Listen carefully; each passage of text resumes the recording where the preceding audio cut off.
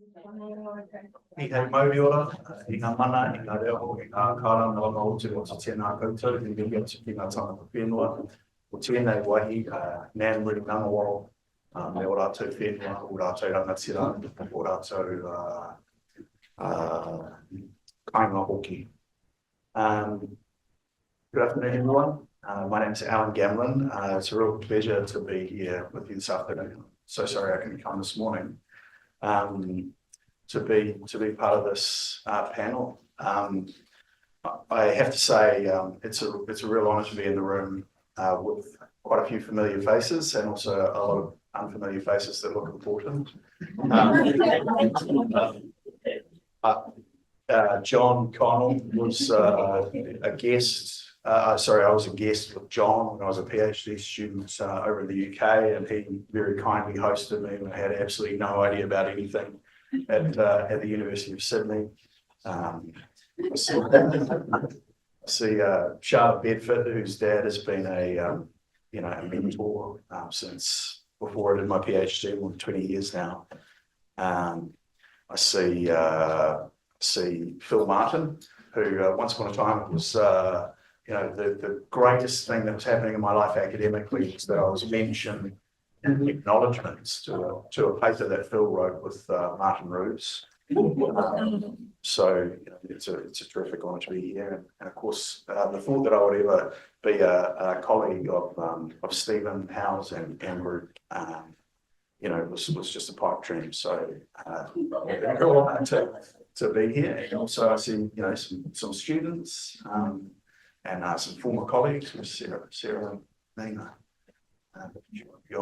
Anyway, terrific. Thank you on a personal note so much for having me, for inviting me to be part of this. Such a deep reservoir of expertise here. I see colleagues from IOM as well. And I can learn so much from you guys, so thank you for including me.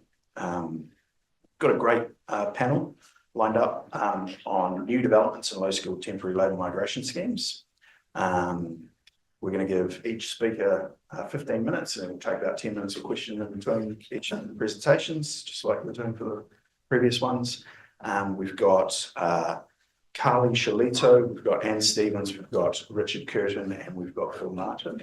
And we're going to start with Carli and Anne. Carli is the Assistant Secretary for the Pacific Labour Policy and Engagement Branch in the Office of the Pacific.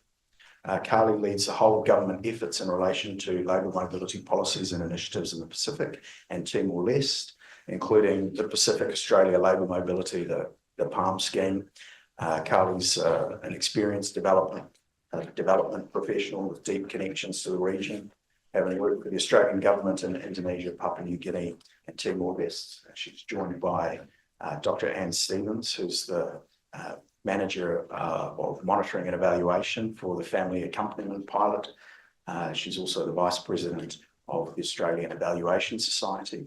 She's an evaluator, researcher, program manager, and lecturer in sociology. So welcome to them both. 15 minutes.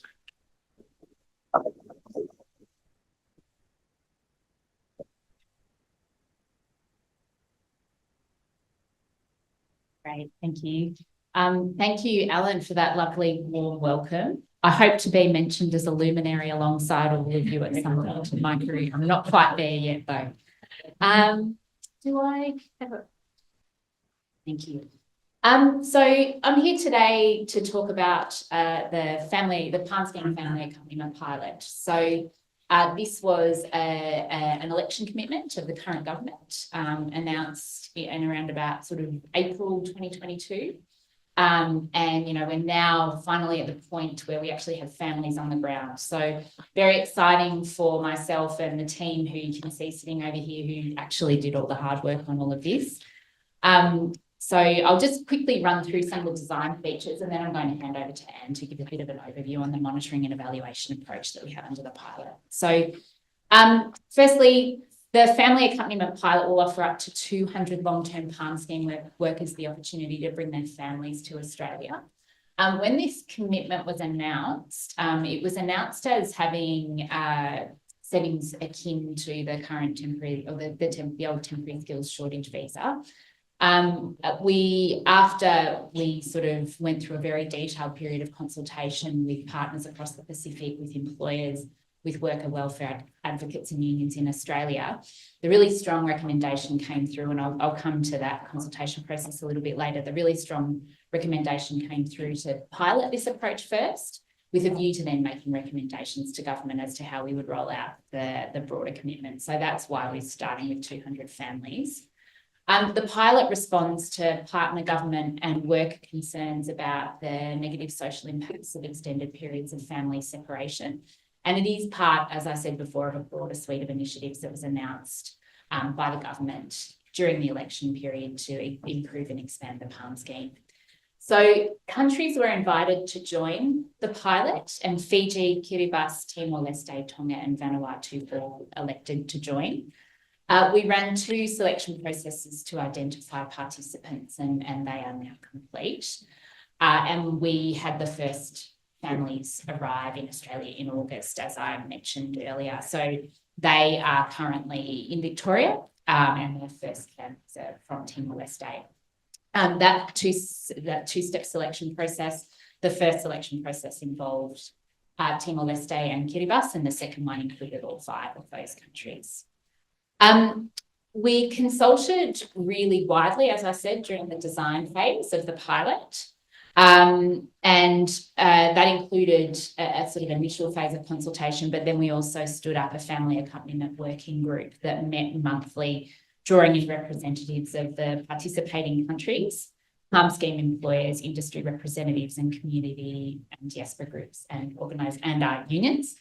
So I think while very supportive of the idea of reuniting families under the scheme, there were a number of concerns raised through that consultation process. So the first one that really came up in every discussion was concern around the cost of living in Australia, particularly given that PALM scheme workers are a low-income cohort, typically working in unskilled, low-skilled and semi-skilled labour. I think, and we were coming into this period having had that really significant rise in living costs over that period of time.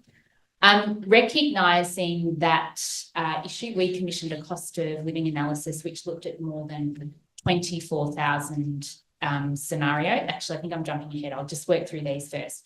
Housing shortages in regional areas were a real issue raised.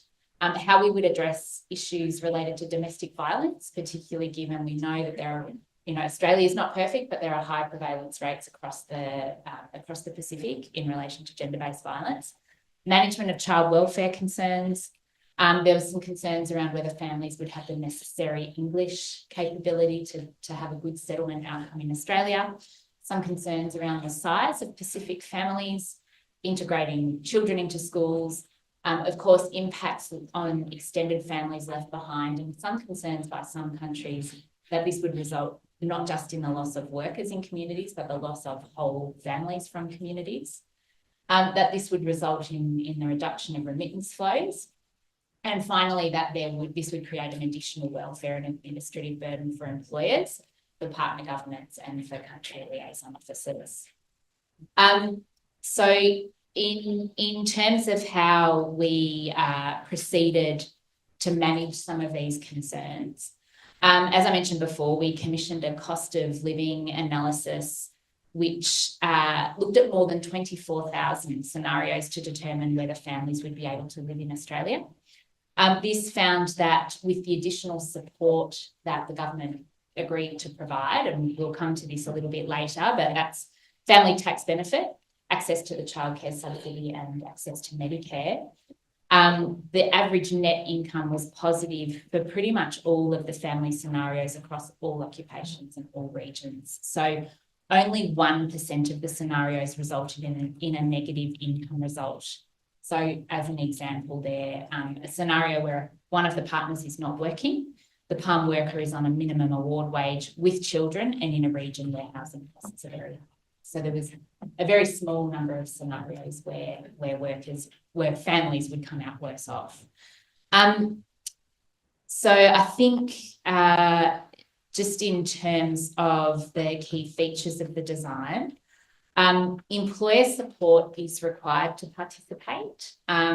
So to demonstrate this support, the employer must submit the application to participate on the worker's behalf, and also submit the family visa applications. This isn't something that's unusual across the migration system. This is the same setting that applies to other temporary, so for example, the 482 temporary skills shortage visa and the 186 employer nominate scheme visa. So it's not something particular to Palm, it's something that already exists in the migration system. Please excuse me. A new 403 Palm Stream secondary applicant visa was created for the pilot, and that is linked to the workers visa. Only immediate families are eligible. So that means spouses and de facto and dependent children only. That's also not unique to Palm. That exists in the broader migration system and is defined in legislation. My sincere apologies, I'm on the back end of a cold. There are around 18,000 long-term workers in Australia currently. To identify the 200 workers and families that would participate, eligibility and selection criteria were agreed to identify factors that were likely to lead to a positive settlement outcome. These were requiring the worker to have been in Australia for a year before the family arrives. So that's to ensure that the worker had a good understanding of what life is like in Australia and was making an informed decision about whether to bring their family to Australia or not. The selection process considers housing availability and the support services that are available in the communities in which the workers would be settling. And family members are also expected to have a basic level of English and participate in pre-departure briefing before travelling to Australia. Do you mind if I hand over to you on Emily? Well, so sorry, everyone. So I might continue where Carli just picked up on the slide. Legislation was passed to enable families to access the family tax benefit scheme and childcare subsidies as well as Medicare, which has been particularly important for the wraparound support that family accompaniment program will provide to families on arrival. Information sessions are also provided. So we have several of these. We provide a pre-decision briefing in country. We also have pre-departure briefings for the selected families, and they also have an arrival briefing when they arrive. And these are done in language as well as in English where it's required. Family liaison officers were also employed, and these people have been really important to greet families on arrival, help their integration into Australia, and they provide a whole of care approach for the first 3 months of their time in Australia. So it's almost like fortnightly visitation. There's good communications between them, their partners, their AEs, their communities, the services that are available. And all of these things are really critically paid attention to, both at the selection process or phase of the families coming, as well then how that's working for them when they arrive. So I hope you don't mind, but jump in. Is there anything more you want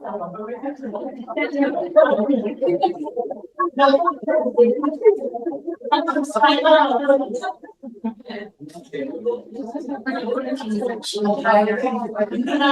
think so. I think that's one thing I would just emphasise that it is quite unique, the level of support that the government has committed to provide to Palm scheme families. Of course, we now have the Pacific Engagement Visa, which we didn't have at the time, which is a very well supported permanent residency visa. But I think it's unprecedented in the temporary migration system to provide access to benefits such as childcare, subsidy, family tax benefit and Medicare. So that's quite a big thing. But of course, if possibly. So, that's one thing that we'll be looking at really closely through the process of the family accompaniment model. Is that something that we can actually take to scale? but Which is a beautiful segue. Okay. To M&E. Now I walk into my lane. So, everything you saw on slide 2 is essentially what we want to test in M&E. There's a number of assumptions and there's a huge number of learnings that we have from harm that we brought into the design process with this. And so this gives us the opportunity to really design an M&E system that's going to ask some really poignant questions, particularly around the well-being, the agency, the experience that families have when they're in Australia, as well as the effectiveness of those pre-decision processes and what leads to decision-making to join the family accompaniment program. And then we would like to be able to see right through to what happens to people when they're reintegrated back into the countries of origin. So we have a fairly extensive M&E program in place. It's a developmental approach so that it can use an action research and learning framework to be quite dynamic and responsive. We have been conducting baseline studies and will continue to do baseline studies with the 3 countries that have come on board for round 2.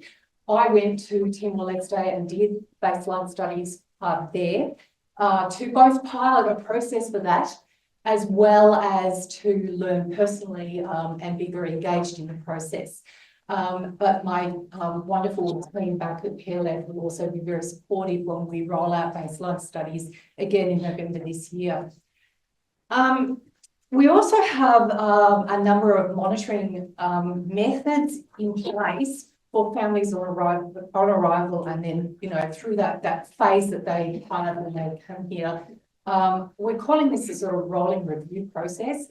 So our family liaison officer is really essential in collecting complex and comprehensive case notes into a purpose designed monitoring information system, which we call FARMAS. So I'm reviewing those on a fortnightly basis and doing thematic analysis of those case notes so that we take a really least intrusive approach to families when they're here in Australia. We don't want to interview them out and give them fatigue feelings, but we do want to be monitoring how they're going on a very regular basis. Doesn't preclude the opportunity to do some targeted questionnaires or surveys with them, but I really like to be able to do that more with the stakeholders to learn those other perspectives and then be able to triangulate the lot. We've got 64 indicators that came out of a very consultative program logic that was developed with an agency. I understand that was quite a consultative approach that was taken to the development of that program logic. And so that has spawned a really, comprehensive monitoring and evaluation plan that sits, or framework that sits below all of this. And in terms of reporting, apart from interim reports required along the way, we hope to conduct a formative evaluation, hopefully by the end of next year. But it's a bit of a dynamic feast with this program, so we'll see how that goes. I think we have 45 seconds left.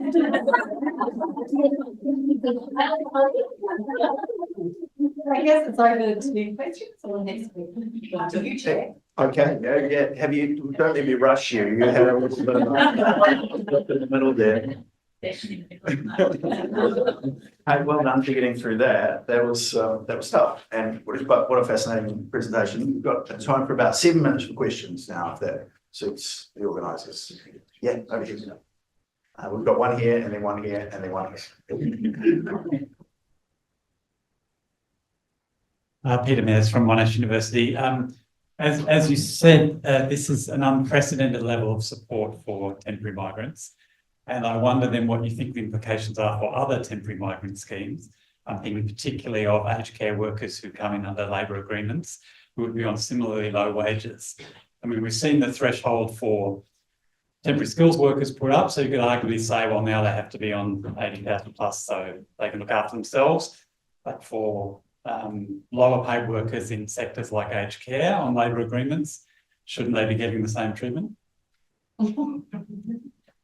Very good question. I guess what I would say to that is that the level of support that we provide to Pacific migrants is indicative of the value that we place on the role that they play in Australia and our engagement with the specific. It is, you know, the labour agreements have been a new thing since this whole pilot was designed. So obviously that's something that's being led by the Department of Home Affairs. I think, you know, we have looked over the journey at whether, you know, whether you look at benchmarking to Tismet in the same way that for those, you know, ANZCO level 3 type of occupations.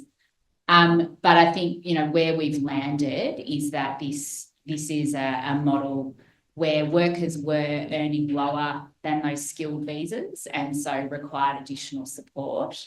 I think, you know, I understand the Department of Home Affairs is actually reviewing the aged care industry labour agreement at the moment. It'll be interesting to see what that shows. Ultimately, that will be a decision for government as to whether they think that these types of supports should be extended to other migrants. I think ultimately we'll be looking at the outcomes of this particular pilot first, and we'll make recommendations to government on that. And no doubt we will consult very closely with our colleagues at the Department of Home Affairs in relation to their thinking on the aged care industry labour agreement and any other labour agreements that they are looking at the moment. Ryan, it's Stephen, we've got Rochelle. Thanks, Alan, and thanks, Carly, and thank you as well. I'm going to give you just a rather brief comment rather than a question in the spirit of a critical friend. So the second line up there, impacts. So most people in the room will know how we define impacts, right? It's a causal statement on something driving and causing something else. But when you think about how people are being selected for the family pilot, it's rife with self-selection. These are going to be fundamentally different people to those who were not selected or did not opt in, which means that we don't have a credible counterfactual of what would have happened without them. And all of these outcomes that we're looking at, we're monitoring, we're reporting on them, but we can't say anything about impacts. And this is a long-winded way of saying that when we're doing pilots just like this, when you do have a number as big as 200, there's nothing stopping us from randomly selecting 100 of them, just like we're doing in the spirit of the PEV, in the effort to actually learn something about real causal effects and impacts of things. And I would just urge program implementers and policymakers to adopt that approach more in the future going forward, because it's feasible and we can do it and we'll learn so much more. Thank you. Just a very brief reply. The monitoring and evaluation plan has been designed for the duration of the entire pilot, but we don't know what that will be. So the formative evaluation is unlikely to respond to this question and will be modified. And there are a number of sub-questions underneath that do relate more to what can we learn that contribute to potentially some future impact that we cannot at this point in time know.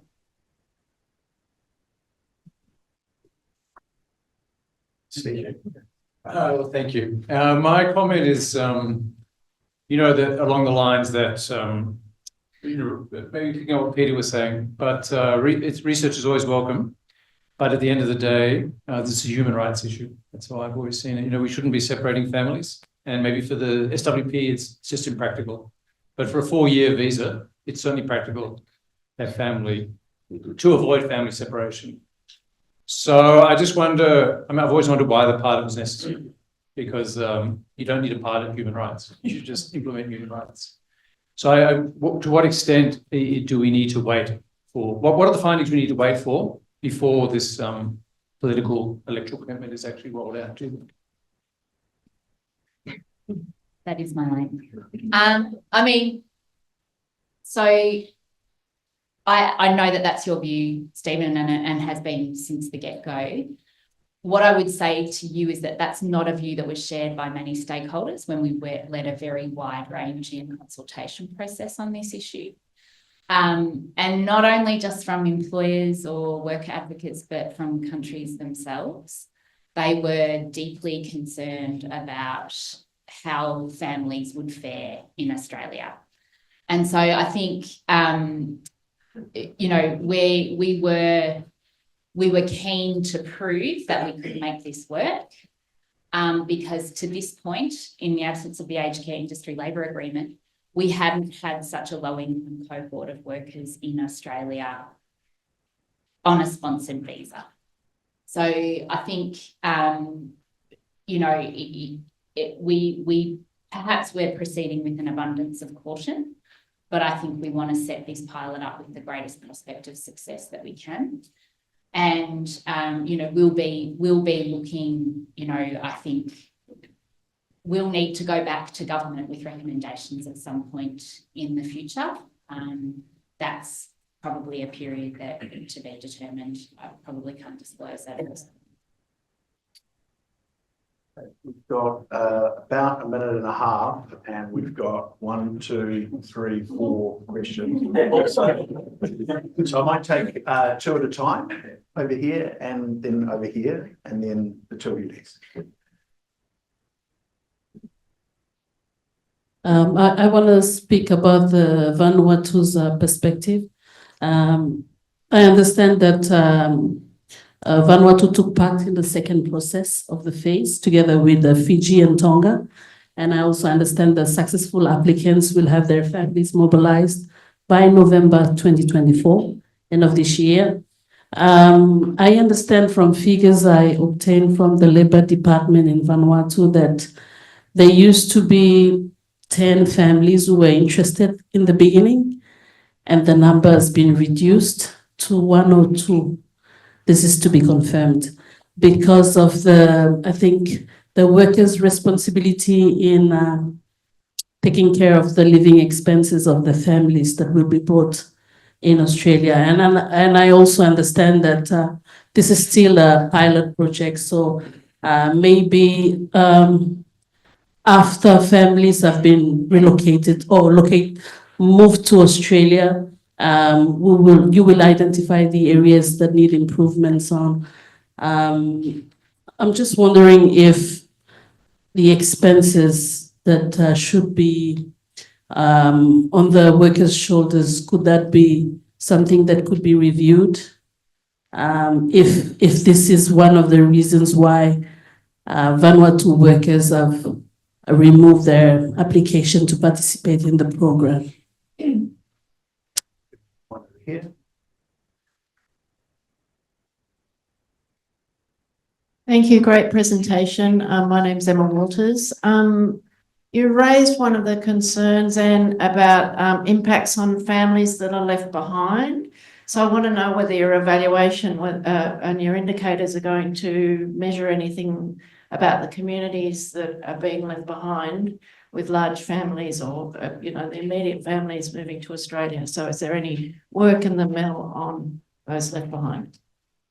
I apologise to our 2 questions over here, but just out of respect for our next speakers, I think we better give the panel a chance to answer and then move on. I'll take the first one and give the second one to you. I think, you know, our plan at this stage is to test against the current settings, and those current settings are that workers must pay for the flights and visa costs associated with bringing their families to Australia. I think perhaps what you're referring to there is the pre-decision information sessions that were run, and what they did was provide a really clear picture of the likely costs that families could expect in Australia when they relocate their whole family to Australia, noting that there are a lot of, I think, certainly we hear from workers, unanticipated costs just associated with, you know, not being able to catch a ride with a friend somewhere, you know, those sorts of things that are very easy at home that may not be when you're in a different country. So I think, you know, what we wanted was for families to make a really informed decision about coming to Australia as a family group. So, you know, that may have made people decide not to come, and I think that probably was the right choice for that family if that's what that, you know, if that's the decision that led to. I think we will look at all of the settings going forward as we are, you know, doing the monitoring and evaluation of the pilot, but we don't intend to change any of them at this time. That question is an active piece of research right now too. So we do want to understand that exact thing. To your question, yes, initially through the perspective of the families here in Australia. So the focus of the MEL work is on their experience, agency, decision-making. And if they're thriving or otherwise here in Australia. That's its primary focus. But absolutely, from baseline, we understand there is a lot of context and circumstance that we need to understand about the impact back at home. And the decision-making that happens along the way will give us some insight into that. And if I'm around, by the time we get to summative evaluation, that will be built into that process too. But that's some time off. We're busy just trying to get families here so we can. Great. Thank you so much. Fascinating presentation, really important discussion afterwards as well. Richard, welcome.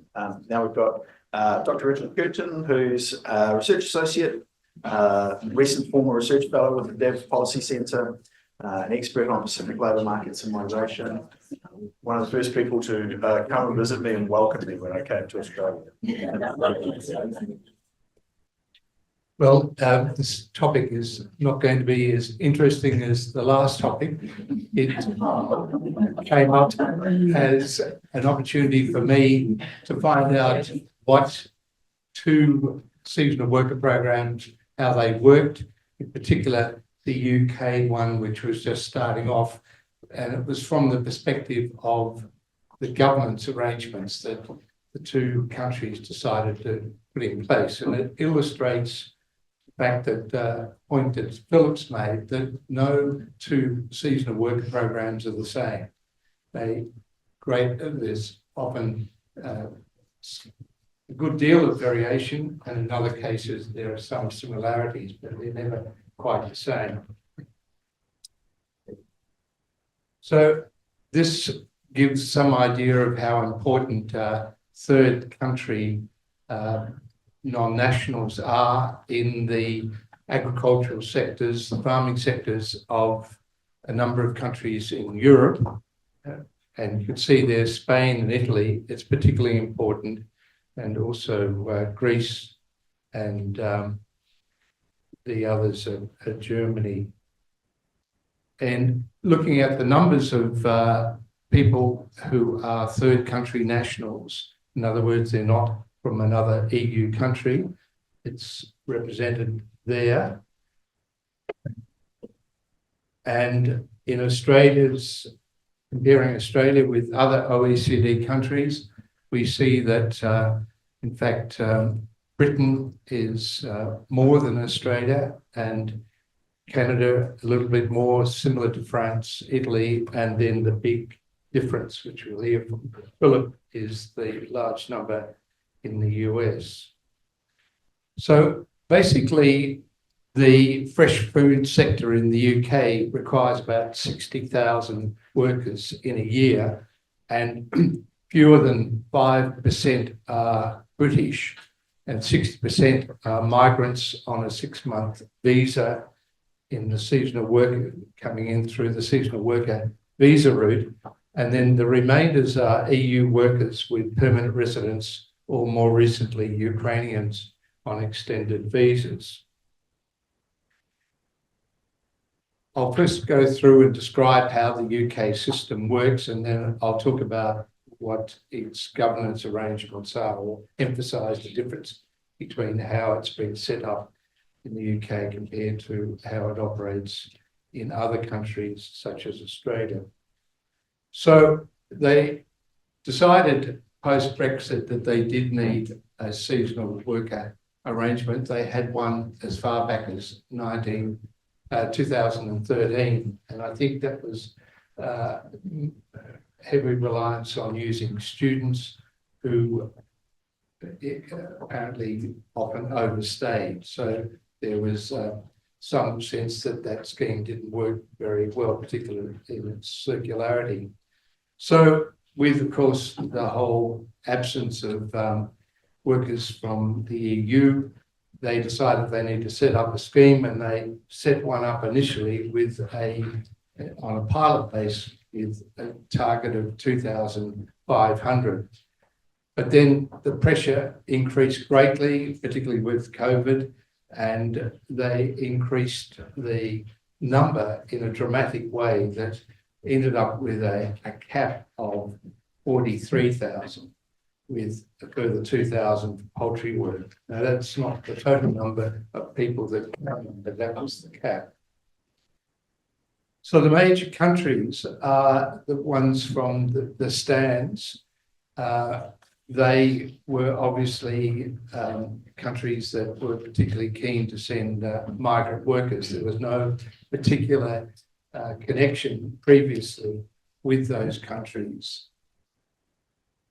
They've accounted for 42% of all approvals, visa approvals. There has been a reliance on Ukraine until the war, and that's of course dropped right away.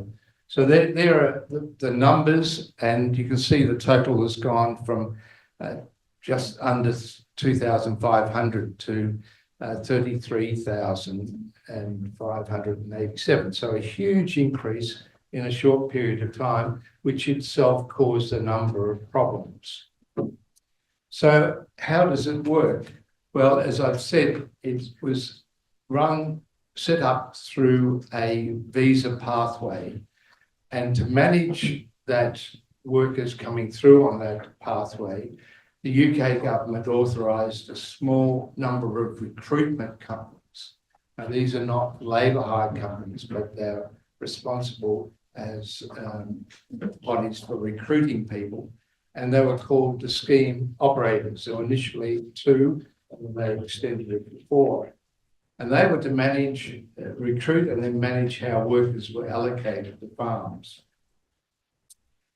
The farmers were required to hire these workers through these recruitment companies, and the recruitment company were responsible for accrediting the farmers and then monitoring the welfare of the workers. So it revolved around the visa sponsorship arrangements as the means of giving responsibility to a particular entity, in this case the scheme operators, for the workers' welfare and to ensure they were paid properly. Now, as I said previously, that the big expansion of numbers resulted in a number of problems. In particular, there were criticisms of the way the scheme worked with some media about cases of workers from Indonesia who were seen to have paid a large amount of money to be able to come on the tour, and there was no control over the recruitment process. So basically, the government, in response to, well, the media complaints increased.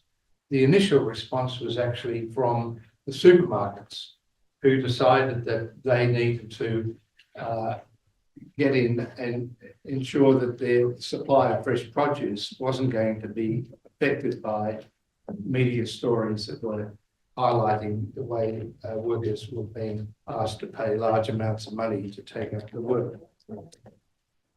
So they organised a task force and brought some 50 stakeholders, including the industry group representing the recruitment industry, in and set up various processes to ensure that there was increased compliance. The government responded with a focus on trying to improve their compliance arrangements. So in other words, they had set up a framework that didn't have the resources that required them to be able to send people out to look at the way workers compliance was operating at the farm level. And they had a certain number of people that was all tailored for the 2,500 pilot, but wasn't sufficient when they increased the numbers.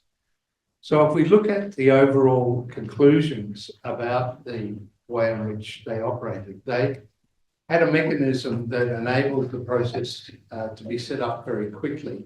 It was very top-down control. There was no involvement of employers, no involvement of industry, supermarket and other key players who are going to be affected by it. So as I said, the rapid expansion numbers are not monitored well. The other feature was that they didn't have bilateral agreements with the sending countries, and that caused a number of problems because there was no monitoring of the way workers were being recruited.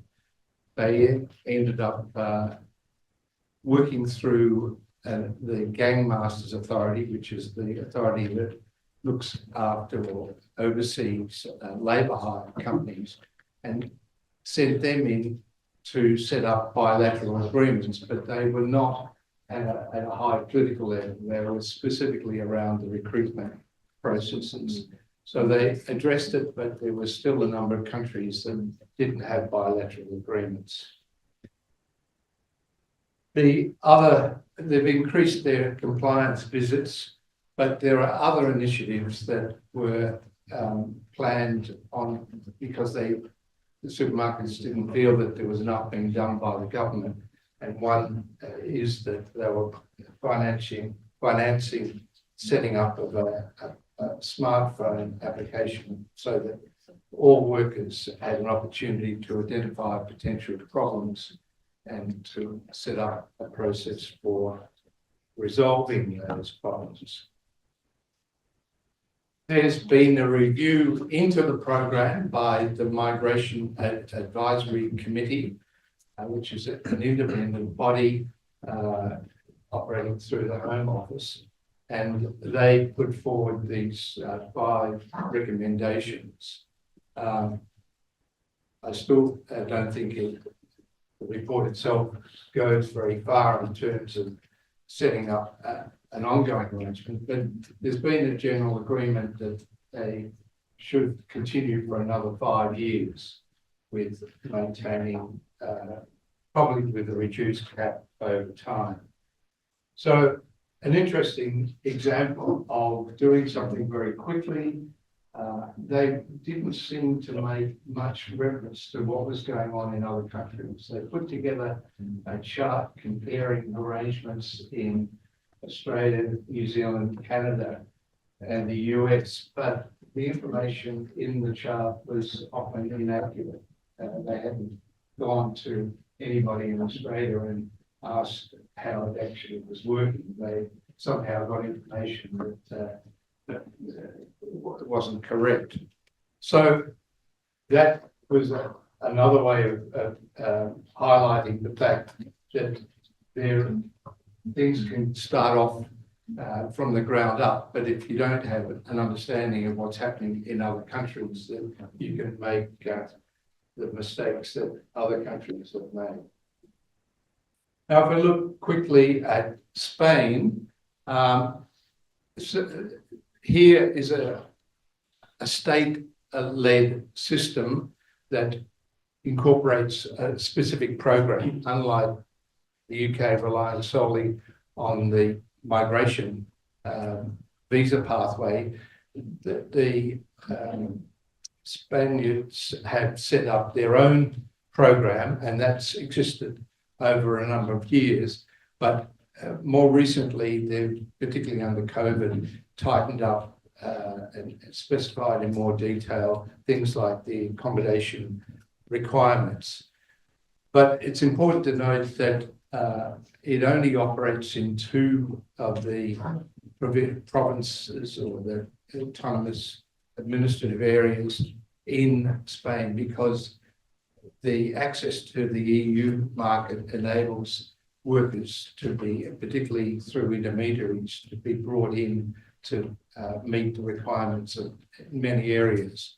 But in these 2 areas, Elva and Lleida in Catalonia, the program does work, and it's basically through bilateral agreements connected to a range of countries, whether I've listed them here, but one of the most prominent country is Morocco, and there's a heavy reliance on women as the workers. But a significant reform that they've brought in is a multi-year, 4-year visa, and they've also got a provision for workers if they've come on a regular basis over those 4 years to transition into a permanent pathway. So again, two similar situations with the need for seasonal workers with different arrangements, some similarities, but often being focused on developing their own solutions without an appreciation of what's being done elsewhere. And I hope that Stephen and Philip and myself and Charlotte are preparing a book at the moment where we compare the 4 schemes in the Anglosphere, the Australian, New Zealand, Canadian, and US, as a way of being able to draw out what the lessons are of how those schemes have operated over many years, as a way of informing debate in those countries that are wrestling with the issue of how they can improve their own seasonal work arrangements.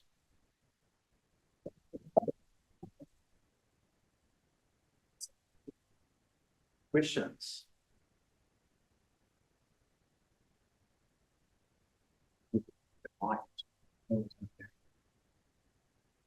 Sorry, did I miss some hands there?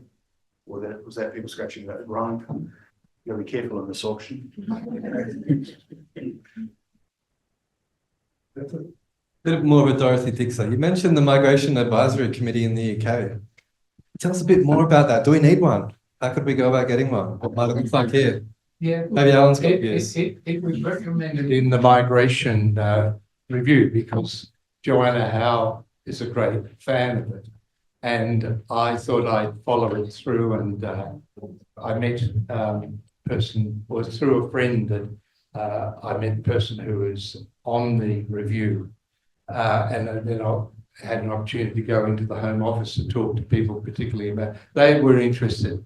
This person I met was Madeline Sumption, who's the head of the Migration Observatory at Oxford, and that she was interested in what our experiences were. Look, I think they think that it has considerable potential to give feedback. You can look at this report that they've produced to see how well it does do that. I mean, they sent people out to those, they did a case study of the recruitment process to monitor it. But it is some sort of independent assessment and feedback, and the issues that they've raised are obviously issues that need to be tackled for the future.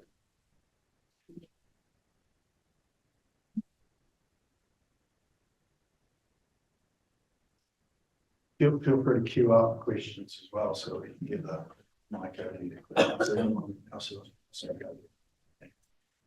Thank you for that presentation. I just wanted to ask if you had come across any data around the sending countries' experiences with these programs and the other receiving countries, and whether they're having similar experiences to that in the Pacific, Australia and New Zealand, and what might be some nexus points there or lessons learned.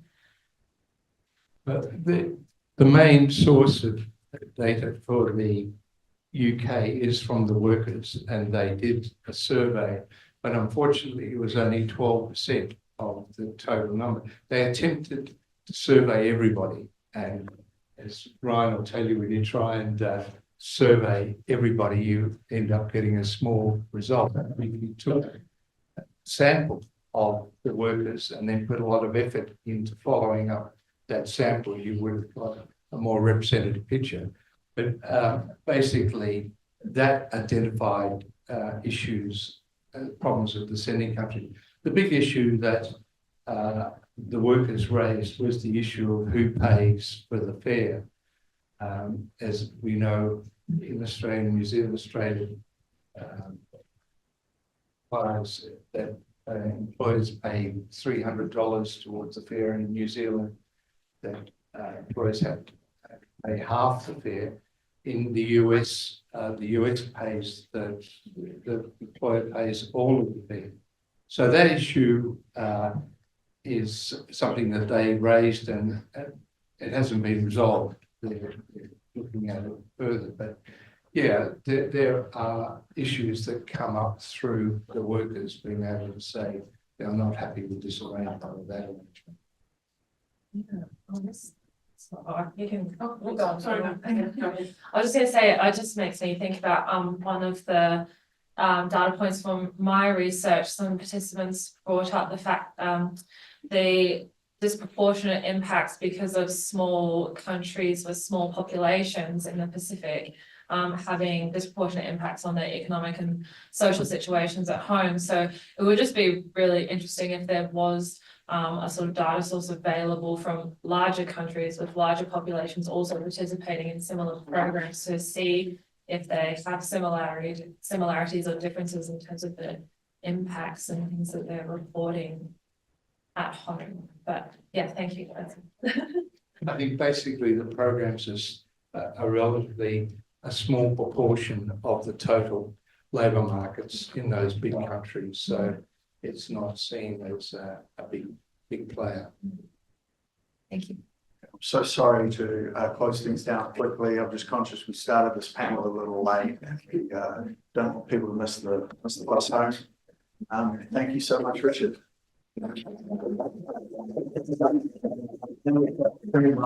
Who is Professor of Agricultural and Resource Economics at UC Davis, and I think has been working on this issue quite possibly since before I was born, leading books on the issue. So a real luminary in this field.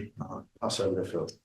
Okay, thank you very much. I realize that I'm standing between you and nice blue sky outside and no wind today. I didn't realize. So I just want to start by making two little observations. The first is, I know Stephen and some of you are doing comparative studies of seasonal worker programs. So we're not talking about workers in year-round jobs. We're talking typically about workers who fill jobs that don't last at least a year. In the US case, 10 months, Canada, 9 months. And, you know, one of the things that I think makes Australia and New Zealand really stand out is the amount of money spent studying programs. So here's my chart, Stephen. US H2A workers earn about $5 billion a year. Canada, they earn about $800 million a year. The agricultural guest workers. Somebody should calculate what they earn in Australia and what they earn in New Zealand, and then make a wild estimate of how much money is spent studying those programs. Because when we return in 2030, I can assure you, you're going to be debating the same questions that we heard all day today. There will be no resolution about whether family separation is worth the higher earnings. There will be lots of controversy about why migrants who return start small businesses, many of which fail. Is it because they didn't have the training? Because most small businesses fail. You don't have to be a migrant. 90% of small businesses in the United States fail. Why do you think migrants are going to be 100% successful? No matter how much training you give them. So the only thing I would urge you is research is good. I'm in the research business, but believe me, you're never going to answer the questions. I can tell you they were debating the one thing that was totally missing from the discussion today is what's going to be the future demand for workers in seasonal agriculture?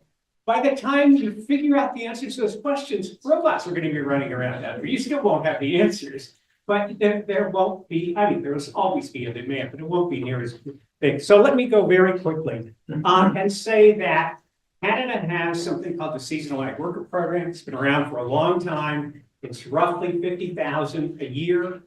It's often considered a model because of the bilateral agreements the employer involved. The US is older. We started in the British West Indies in the 1940s, World War II.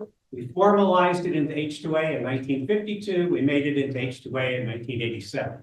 It's a certification-based program. It means on a job-by-job basis, the employer has to prove there's no local workers. That's a sham. 99% of them are approved within two minutes. It's an electronic thing.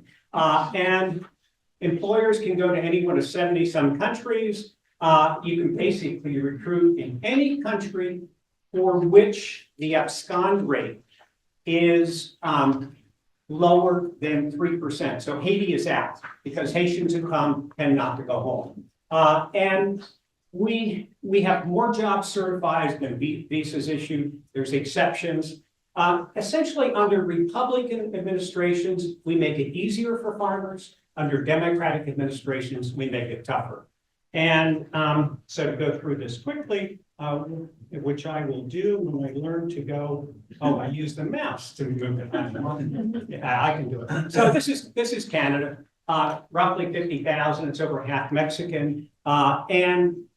It's a program that hasn't grown that much because Canada has a separate low-skilled program under the so-called SALT. Employers have to pay transportation under the low-skilled temporary workers pay. So it makes, and you can work year-round. Most of these SALT workers are in Ontario, and for those of you who are not familiar with geography, where most of them are, where the little arrow is, that's the part that dips down into the United States, and that's the warmest part. And that's where the Leamington, the greenhouse tomato capital of the world, and everything else is. They work in FBH, fruits and nuts, vegetables and melons, horticultural specialties. And you can see people talk about farm worker, guest workers for food security, but a third of them are producing flowers. I mean, that could be food security, but you always have to keep that in mind. The one thing to keep in mind is that in Canada, there's not a scheme operator like in the UK, but there's a French-speaking and an English-speaking co-op of employers that arrange the transportation and often take the workers to farms. And, this was barracks at a typical kind of farm. ILO says it's a best practice because of those MOUs, because of the employer involvement. Most people say it's probably about as good as it gets. There are lots of problems. If you were to talk to the unions, they would say it's Canada's dirty little secret. So they do have some union things. So that's why I say if you get a call from a reporter, is it good or bad? Well, you might as well just hang up because you can't really say it's good or bad. It's some good and some bad. People who have contracts are always going to be vulnerable. People in a high wage country earning 10 times more are always going to want to satisfy their employer. Now, you can say that makes them vulnerable, that makes them open to exploitation, but that's the reality. US H-2A, remember, it used to be H-2, now it's H-2A. It's an employer-led program. The initial hurdle is getting the Department of Labor to say, yes, there is a shortage of local workers. And after that, most of the processes are pretty automatic. The big story is growth. We have roughly an average workforce of 1.5 million hired workers in agriculture, a total workforce of 2.5 million unique individuals. Why is there a difference between average employment and total employment? Because of seasonality, you need more and sometimes, and also because of turnover. If you look at a typical McDonald's in the US, 20 job slots, they issue about 50 W-2s, they hire about 50 workers a year because there's high turnover. So they have a constant high turnover. Agriculture is both seasonality and turnover. What's the protection for US workers? You got to pay a super minimum wage. That's the main protection. The federal minimum wage is very low, and this so-called adverse effect wage rate is double the federal, and some states have higher minimum wages. This is an employer-led and employer-paid program. So employers pay all costs. They pay visa costs, typical a 3-day process to get a visa. You get bussed in from your little village to Monterrey, which is the big consulate in northern Mexico. You give up your biometrics, you wait a day, you have to be available for an in-person interview, although only about half of 1% are interviewed. Then you get on a bus and you go to the US. Employer pays all costs. Once you get into the US, then you get housing and the employer pays the cost to and from the fields. Many people are put up in motels, low-end motels. They take out the normal furniture, put in 4 beds, 2 bunk beds, and that's where workers stay. The housing is free, the transportation is free. but the employers either have to provide cooking facilities, trips to grocery stores, or most of them provide meals. And they're allowed, the employer can deduct $16 a day for 3 meals. Where do people work? They're mostly in the southeastern United States. That's where this adverse effect wage rate is the lowest. That's where the program is the oldest, because that was the closest to the Caribbean, where the program started in World War II. But the growth of the program will be in the West. So half of all hired farm workers are concentrated in the West Coast of the United States. A third of them are in California. So the growth will be in the West. Where do people work? They mostly work in fruit and vegetable jobs, and about half of them are hired by labor hire companies, what we call labor contractors. The cost of H-2A workers is higher than the cost of local workers. Because if you have to pay for the visa, you have to pay for the transport, housing. So why would anybody hire an H-2A worker? Well, it's a pro and con. The H-2A workers are in their 20s, early 30s, and they work faster than local workers who are in their 40s and 50s. The operative word that we used in the US is they're loyal workers. What that means is the minute, you have a contract with me, the minute you leave, you're illegal and you're deportable from the US. If you are formally deported, there is a bar to you returning legally. So people say, if I'm growing strawberries, I want labor insurance. I hire a local worker, he or she may leave. I hire an H-2A worker, they're going to be there tomorrow morning. And the big question is, the program is growing, what do you do? What we're sort of proposing is, we've got 12,000 unique employers who file 20,000 applications a year. And we have a staff of about 50 to handle that, okay? That means if you sit there as I did with people, you've got to turn these applications over really fast. A whole lot of fraud happens. And we'll never have enough inspectors to root out that fraud. And so we need some way to give a private incentive. I think you call it trusted trader here. We call it ABC system. You're an A-rated employer or a C-rated employer. We need some way to develop private incentives for employers to take over some of the enforcement responsibilities. Okay, I told you why we hired them.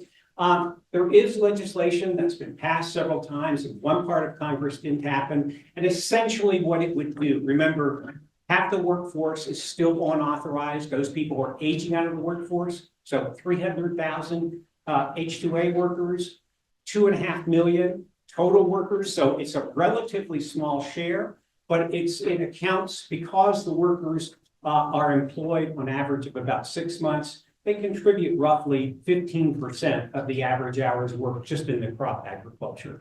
There's not clear what's really going to happen. So let me just go very quickly through. Dark green just means there's a whole lot, a heavy dose of fruit and vegetable agriculture, a whole lot of different sectors of agriculture. But the important thing to keep in mind is that in the US, if you see a bunch of workers in the fields, especially in California, they're not employed by the farmer where they're working. They're employed by a labor hire firm who brings them there. That's the growing trend. Why does that happen? It's risk aversion. Every labor contract, not every, but 90% of labor contractors violate the law. Well, they violate the immigration law, they violate the tax laws, they violate labor laws, and they basically become risk absorbers in a labor market that's got a lot of problems. That doesn't mean they necessarily take advantage of workers, but the economics of it are such that you've got to violate the laws. And labor contractors are typically ex-farmers from the same communities because they know exactly what people will tolerate and what not. So let me go through it really fast because I'm going to stay on time for you. What comes next? So we've got a growing program and the big options. So imports may not be much of an option for Australia. They're a big option for the country like the US or Canada. We're either going to mechanize or import. And the migrants are going to be the bridge until we get there.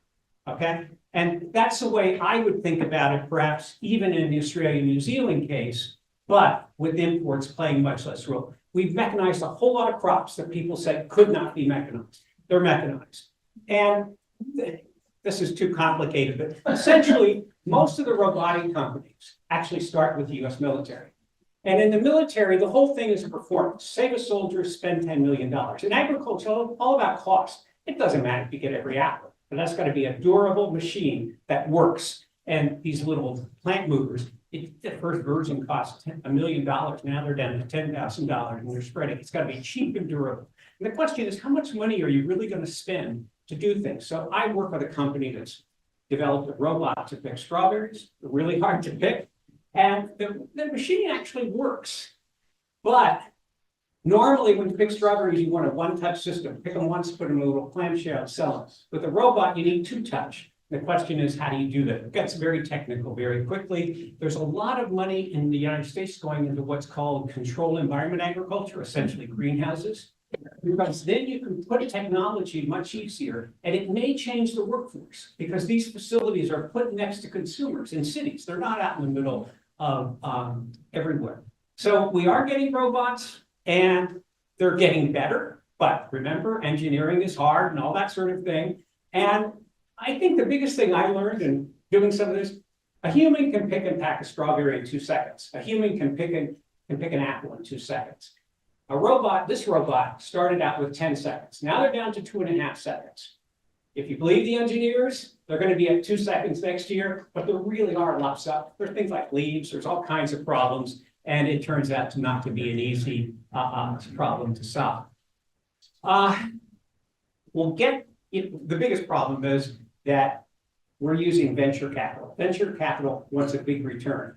Agriculture doesn't give huge profits. And I'm not so sure that the venture capital model is going to be the right way to go. In between, there's going to be a lot of mechanical aids. This makes workers more productive. These things are much cheaper. But the other thing for the United States, at least in Canada and many other Europe, is you can import the stuff. So instead of bringing workers from Morocco, Morocco is expanding rapidly in terms of fruit and vegetable exports. And that's what the US is doing with Mexico. The big three exports from Mexico to, the way to think about it is that there's roughly 2 million Mexican-born workers employed on US farms. There's another million employed on farms in Mexico that do nothing but export produce to the US. And they actually produce safer produce than they do in the US because all of the risk involved, you pick those tomatoes, you get to the border, they're rejected, you've just lost all your money. And so it turns out the quality standards are really tough in Mexico. And a lot of the produce grown in Mexico is not eaten there. It's sent north. US growers are trying to stop it. But I think the way to think about it is that if you come back in 2030, we will have a bigger population. Hopefully we'll get healthy and eat more fruits and vegetables. There will be more mechanization. There's going to be more migrant workers. And there's probably going to be more imports. And the real trick is to figure out how those responses are going to interact by different commodities. So if we're looking at the United States, we're going to always be producing apples. China is the biggest producer of most fruits and vegetables, but California, Washington produces high-value apples, so they will eventually mechanize. It's just a question of when. If we're looking at something like raspberries, they're going to migrate to Mexico. They're very labor-intensive. There's no machine on the horizon. Mexico can grow them, and they can produce them for 1/10 the wages. So the big story is, I would always keep in mind when you're looking at seasonal worker programs is not just all the pros and cons of them for the individuals involved, both employers and for workers, effects on communities, but think too about what the demand might be. I think the one thing you can be assured of is that no country has solved this issue. I tried to write a book that Oxford printed earlier this year, but basically saying, we're still going to be debating all these issues in 2030 and 2035. The only good news is there will be fewer people involved that we will be worrying about than now. Thank you very much.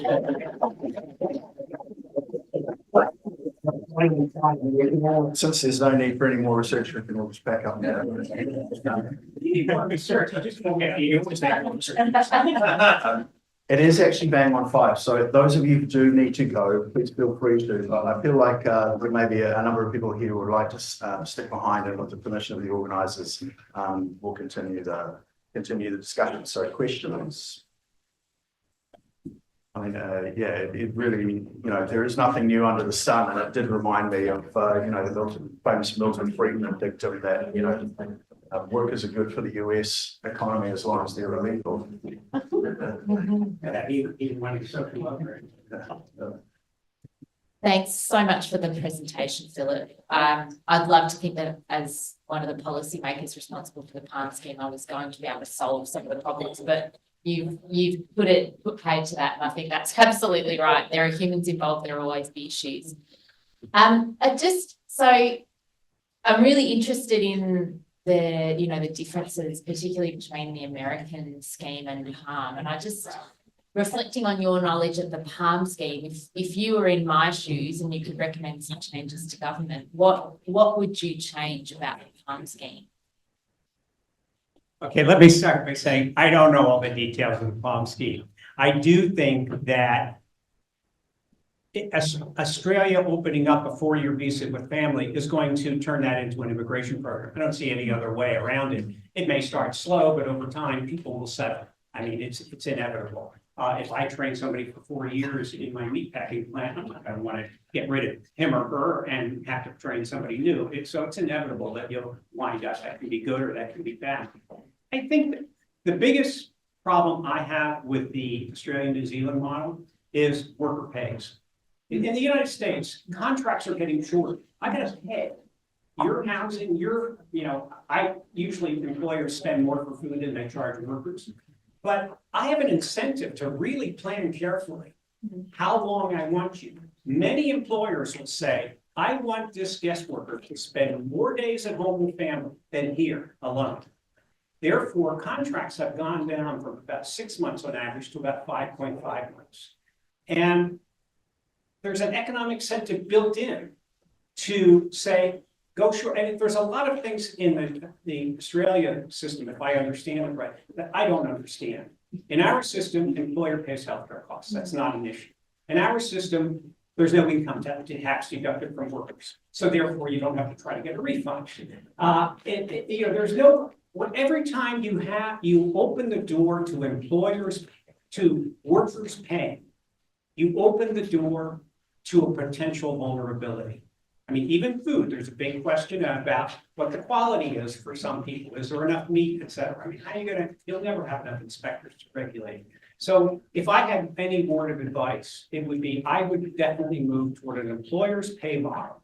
And the main reason for that is to give employers an incentive to target much better. I realize you've got high transport costs out of the Pacific and stuff, but employers will tell you it's better to bring in 50 workers at the beginning and then another 50 as opposed to bringing in 100 all at once, because that way they have more time with their families and you're saving that housing costs.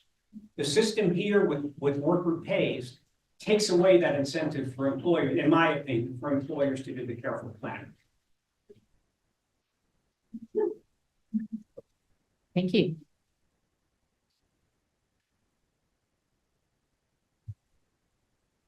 Thank you very much for the very fascinating presentation. Just want to follow up on your response just now about the model of making employers pay. So I suppose when we ask employers to pay all or more of the cost of bringing migrant workers in, it makes migrant workers more expensive. So what incentives are there to ensure that employers want or still see migrant workers as cheaper than domestic option? Oh, the good answer is they may not. They'll look at machines. The workers are inevitably going to lose their jobs.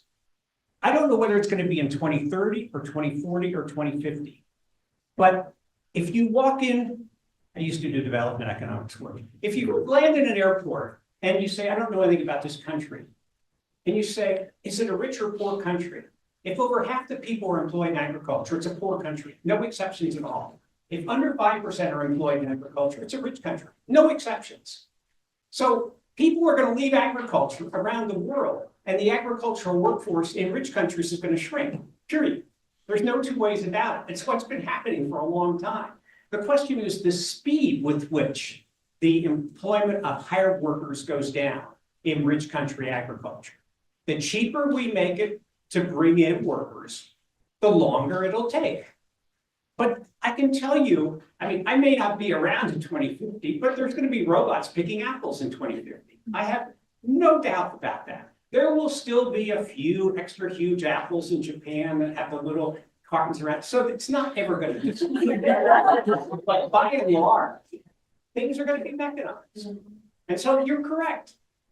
But what Australia and New Zealand seems to be are doing is they're making, in some ways, the programs more expensive in what I consider nitpicky ways, 30 hours a week. I mean, you can't do that. I guess it's been modified now. We don't have that. We have a 3-quarter contract. If I promise you $20,000 over 6 months, I've got to make sure you get 15,000. Okay, 3 quarters. I don't do it week by week. It's an aggregate. And that lets me plan and the way I want to do things. I consider a lot of I'm an outsider, but some of the things that I think are coming here are kind of nitpicky regulations that don't take account of the way seasonal agriculture works.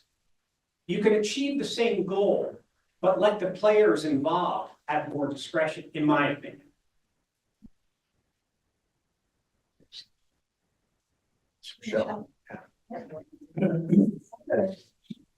Question, outside seasonal agriculture, do you have something similar in the US that the PALM scheme attempts to do, like with moving into the care work sector, for example, and in meat works? So that's one part of the question, is like a broader application of the US model to Australia. And the second question, actually, because I missed out earlier, I wanted to ask Carli a question on the expansion of the PALM scheme, which is around this split.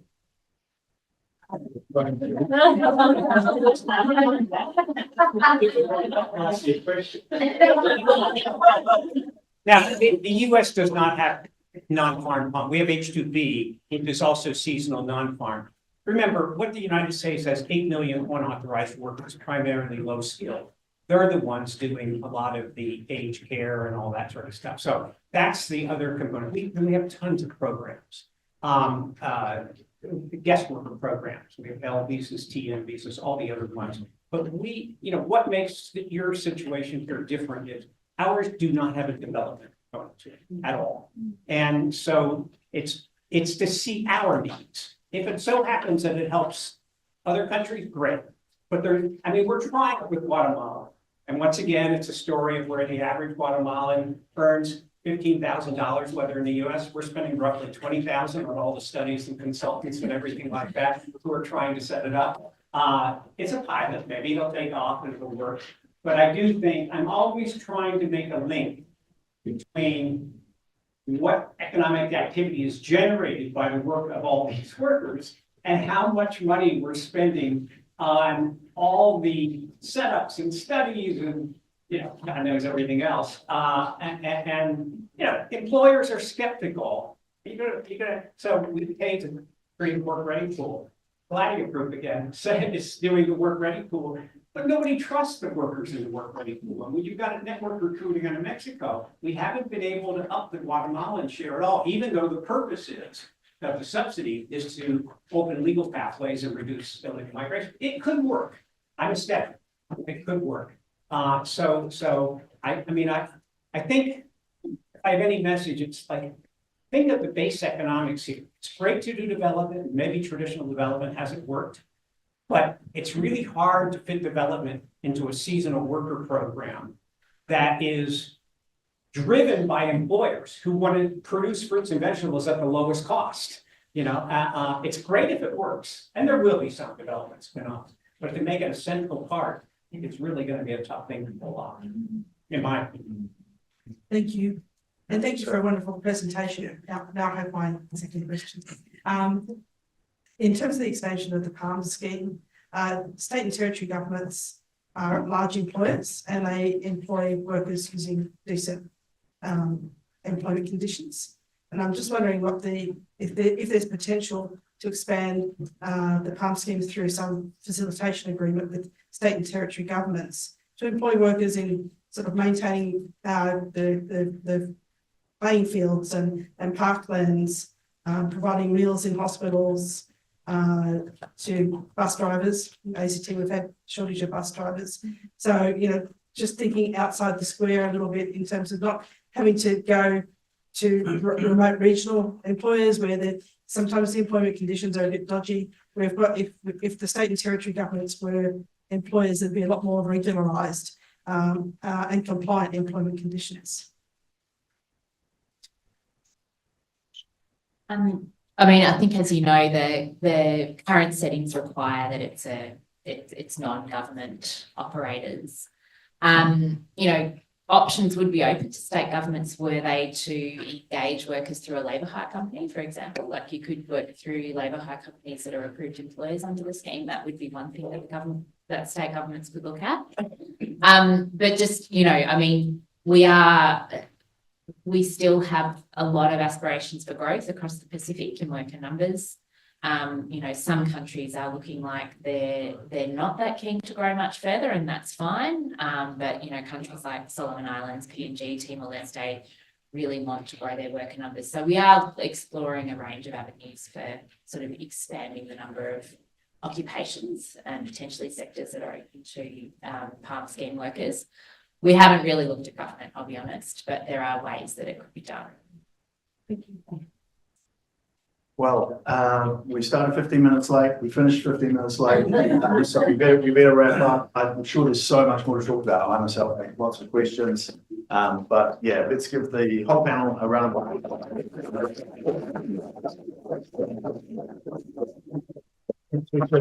Hand over to Charlotte for the last word. Thanks very much. I'll be very, very quick. I really just want to thank everybody for coming today and for joining online. It's been great to have so much participation. And a special thanks to our DFAT colleagues, as well as to the IOM and the ILO who've been here, the bank who've been here for the day. And a big thank you to our presenters who have just done an incredible job today. We've had some really interesting presentations. It's been over a wide range of topics. It's been great, and thank you for keeping to time. And I will acknowledge DFAT and the Pacific Research Program for funding today's event. And again, a huge thank you to the DPOL team for all your help today with getting the workshop organised and keeping it running. And we have dinner tonight for the presenters. It's at 6 o'clock, so it's not far off at Madame Lou Malaysian restaurant. Don't ask me where it is because I don't live in Canberra, but there are others here who can tell you where you need to go. And then tomorrow we've got the Department of Pacific Affairs has their State of the Pacific conference tomorrow and Thursday. And I think you can still register, Joe. Yes, so register for that and come along. They've got some really interesting sessions there too. So thank you all. Everyone.